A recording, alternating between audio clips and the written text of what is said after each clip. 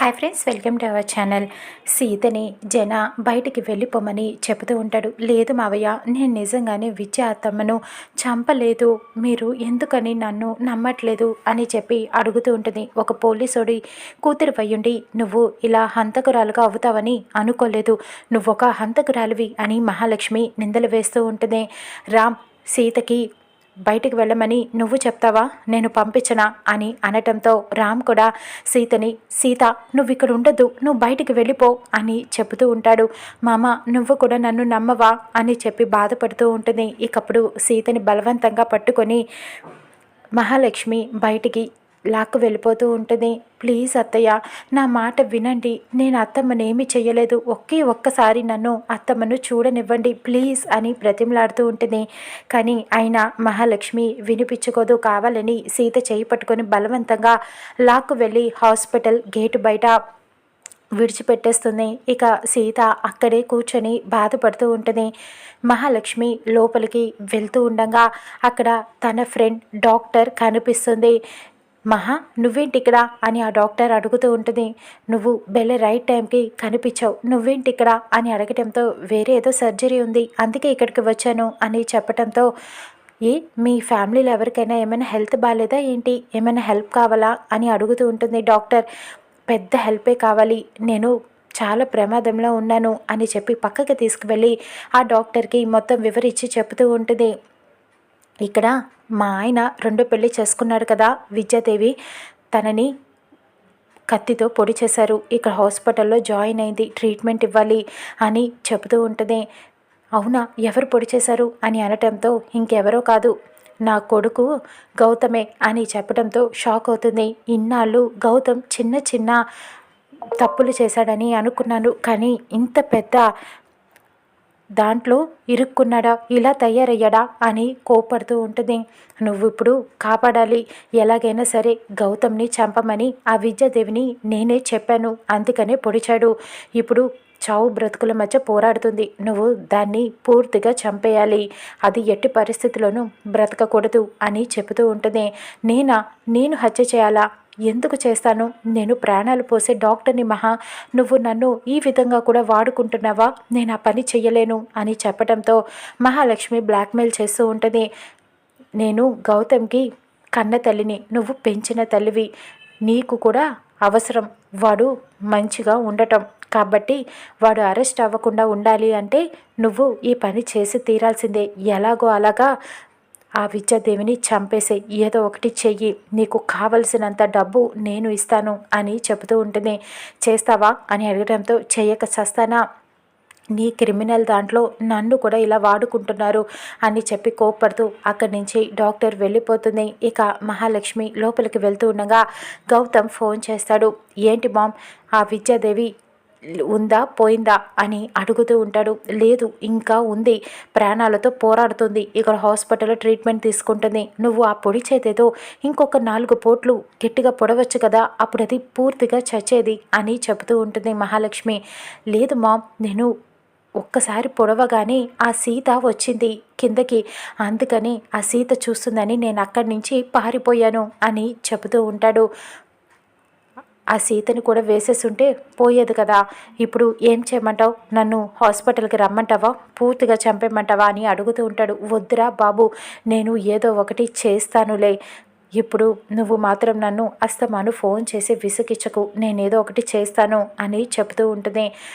ఏదో ఒకటి చెయ్యి, నువ్వే పని అయిపోయాక ఫోన్ చేయి అని చెప్పి ఫోన్ పెట్టేస్తాడు. ఆ సీతను కూడా వేసేసి ఉంటే ఒక పని అయిపోయేది, ఇద్దరూ శాశ్వతంగా వెళ్ళిపోయేవాళ్ళు అని చెప్పి గౌతమ్ ఫీల్ అవుతూ ఉంటాడు. ఇక మహాలక్ష్మి లోపలికి వెళ్తుంది.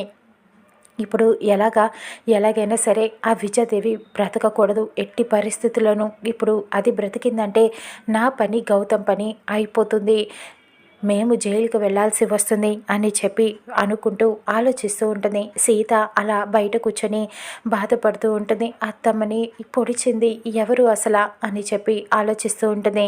ఇంతలో అక్కడికి శివకృష్ణ లలిత ఇద్దరు కూడా హాస్పిటల్కి వస్తారు. ఏంటి సీత, ఇక్కడ కూర్చొని బాధపడుతున్నావు, ఏమైంది, అత్తమ్మకు ఒంట్లో బాగాలేదని చెప్పావు అని అనటంతో సీత శివకృష్ణను పట్టుకొని కన్నీళ్లు పెట్టుకొని బాధపడుతూ ఉంటుంది. ఏమైంది సీత అని అడగటంతో సీత జరిగిందంతా చెప్తుంది. అత్తమ్మని ఎవరో పొడి చేశారు నాన్న. తను బాధపడుతూ ఉంటే ఆ కత్తిని నేను అత్తమ్మ కడుపులో నుంచి తీశాను బయటికి. అదే టైంకి ఇలా వీళ్ళందరూ వచ్చారు. నేనే అత్తమ్మను చంపేశానని అంటున్నారు. నా మీద నింద వేస్తున్నారు.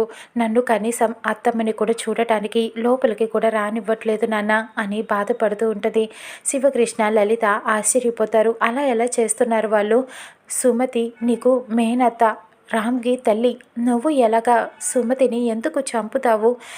మీద అలాంటి నిందలు ఎందుకు వేస్తున్నారు?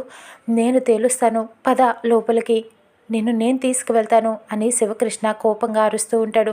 లేదు నాన్న, వద్దు. ఇప్పుడు నేను లోపలికి వస్తే వాళ్ళందరూ నన్ను కోప్పడతారు, తిడతారు, రానివ్వరు. ముందు నువ్వు వెళ్ళి అత్తమ్మకి ఎలా ఉందో చూసిరా నాన్న అని చెబుతూ ఉంటుంది.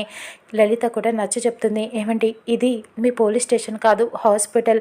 ముందు సుమతి బ్రతికితే మనకి సీత నిర్దోషని చెబుతుంది. తనని ఎవరు పొడిచారో చెప్తుంది. అప్పుడే మనని సీతని కాపాడుకోగలం. ఇప్పుడు వాళ్ళు అందరూ విద్యాదేవి అనుకుంటున్నారు, మనకి మాత్రమే సుమతి. మనం సుమతి అని ప్రూవ్ చేయలేకపోయాం కాబట్టి ఇలాంటి నిందలు వేస్తున్నారు. ముందు వెళ్ళి సుమతి ఎలా ఉందో చూద్దాం అని చెప్పి లోపలికి నచ్చజెప్పి తీసుకువెళ్తూ ఉంటుంది. ఇక శివకృష్ణ, లలిత లోపలికి వెళ్ళగానే, వచ్చారా మీరు? ఇంకా రాలేదేంటా అనుకుంటున్నాను. మీ కూతురు ఫోన్ చేసి జరిగిందంతా చెప్పి మిమ్మల్ని రమ్మని చెప్పిందా అని మహాలక్ష్మి అడుగుతూ ఉంటుంది. మీరు సీత చంపిందని విద్యాదేవిని ఎలా అనుకుంటున్నారు బావా? మీరు నమ్ముతున్నారా అని చెప్పి ప్రశ్నిస్తూ ఉంటాడు శివకృష్ణ. అవును, సీతే చంపింది అని జన చెబుతూ ఉంటారు. అలా ఎలా అనుకుంటున్నారు? మీ అందరి దృష్టిలో సుమతి ఏమో కాదు, ఏమో విద్యాదేవి. కానీ మా దృష్టిలో మాత్రం సుమతియే. తన కోసం సీత ఎంత పోరాడిందో మీకు తెలియదా? తన మీద ఎంత ప్రేమ ఉందో. కానీ సుమతిని చంపుతుందని మీరు ఎలా అనుకున్నారు అని అడుగుతూ ఉంటాడు. ఇంట్లో నన్ను కూడా అలానే వాదిస్తోంది, నన్ను కూడా ఏదో ఒకటి మాటలు అనరానివి అంటూనే ఉంది అని మహాలక్ష్మి చెప్తూ ఉంది. సీత ఇప్పుడు మీరు అనుకున్నట్టు మంచిది కాదు. ఇదివరకేమో అది, కానీ ఇప్పుడు అధికారం కోసం పోరాడుతోంది. ఇటు ఇంట్లో నాతో గొడవలు, అటు ఆఫీసులో విద్యాదేవితో గొడవలు పడుతుంది అని చెప్తూ ఉంటుంది. ఇక అప్పుడు జన కూడా, అవును, ఆఫీస్లో విద్యతో కూడా గొడవలు పడుతోంది అధికారం కోసం, అందుకే సీత ఇలా చేసింది అని అనటంతో, సీత చెయ్యలేదు, సీత చాలా మంచిది, మంచిగా అందరితో మాట్లాడుతుంది, అధికారం కోసం ఎప్పుడు పోరాడే మనిషి కాదు, శత్రువునైనా మార్చాలి మంచిగా అనుకుంటుంది, కానీ ఇలా ఎప్పటికీ చెయ్యదు. సీతకి ఇలాగా గొడవలు, కుట్రలు, కుతంత్రాలు తెలియవు, మీరు మాత్రమే ఇలా చేస్తున్నారు అని చెప్పటంతో, చాలు ఆపు బావా, నువ్వే ఇది అంతటికి కారణం అని నిందలు వేస్తూ ఉంటారు. ఇకప్పుడు సీతనే చంపిందని చెప్తూ ఉంటారు. అక్కడ సుమతికి స్పృహ వస్తుంది. నర్సు వచ్చి ఆవిడికి స్పృహ వస్తుంది, ఏదో చెప్పాలని ప్రయత్నిస్తోంది అని చెప్పడంతో జన, ఇటు రామ్, శివకృష్ణ అందరూ కూడా లోపలికి వెళ్తారు విద్యాదేవి దగ్గరికి. అమ్మ సుమతి, ఎలా ఉన్నావు? నీకు ఎలా ఉంది? నీకేమీ కాదు, నువ్వు బ్రతుకుతావు అని ధైర్యం చెప్తూ ఉంటాడు. నిన్ను చంపింది సీతని అని వీళ్ళందరూ నిందలు వేస్తున్నారు, తనని హంతకురాలు అంటున్నారు. నిజమేంటో నువ్వు చెప్పు సుమతి, నిన్ను కత్తితో పొడిచింది ఎవరు అని చెప్పి అడుగుతూ ఉంటాడు. ఇకప్పుడు చెప్పలేకపోతుంది విద్యాదేవి. మనసులో మాత్రం నన్ను పొడిచింది సీత కాదు, మహాలక్ష్మి కొడుకు అని చెప్తూ ఉంటుంది. కానీ సుమతి బయటికేమీ చెప్పలేకపోతుంది, ఆయాసపడుతూ ఉంటుంది. ఇక సీతని చూడాలని సీత సీత అని అంటూ ఉంటుంది. కానీ ఇక వీళ్ళందరూ సీతనే చంపిందని అనుకుంటారు. విద్యాదేవి ప్రాణాలు విడుస్తుంది. అందరూ ఒక్కసారిగా షాకింగ్గా చూస్తూ ఉండిపోతారు. ఇక సీతని మహాలక్ష్మి జైల్లో పెట్టిస్తుందా హంతకురాలుగా? సీత రాముల జీవితం ఎటువైపు వెళ్ళనుంది చూద్దాం రానున్న ఎపిసోడ్లో.